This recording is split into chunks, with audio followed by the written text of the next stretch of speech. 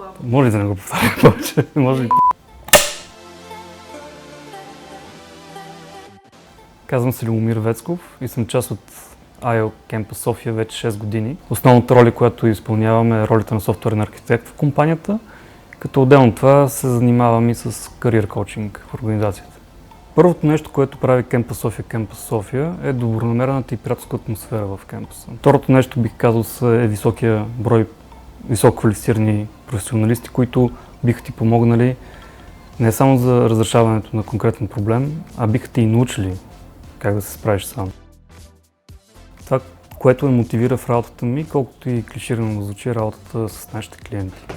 Защото независимо дали работим с големите ни корпоративни клиенти или с по-малките ни стартъпи, тъй като ние предоставяме иновативни решения, работата винаги е интересна и предизвикателна.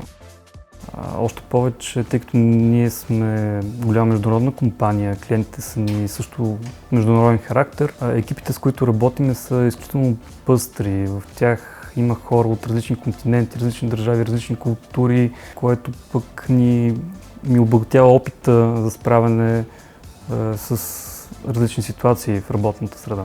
Много неща успях да науча за изминалите 6 години, неща интересни включително и за мен самия. Успях да утвърдя някои мои лични убеждения за по-успешна работна етика и професионализъм в една мултикултурна работна среда. Също така успях и да оборя някои мои заблуди в това начинание. Успях да науча, че професионализмът не е еднолик, той притежава много лица и форми и всеки човек е различен. За това, което се опитвам да правя при работата ми с хора, е да намирам, извличам и поощрявам професионализма във всеки един човек.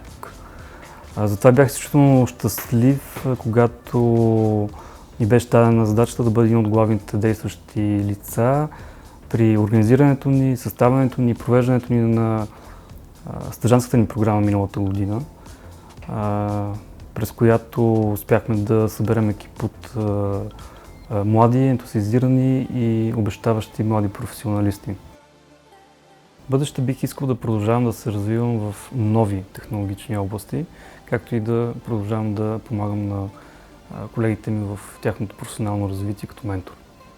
Най-голямото предизвикателство, през което минах за последните 6 години, е да се науча да делегирам отговорности и да гласувам доверие на моите колеги и това, че не мога да свърша всичко сам. Защото гаранцията за успеха, която бях свикнал да давам, се базираше единствено на личната ми представа за успех, което в средата на екипна работа не е приложимо.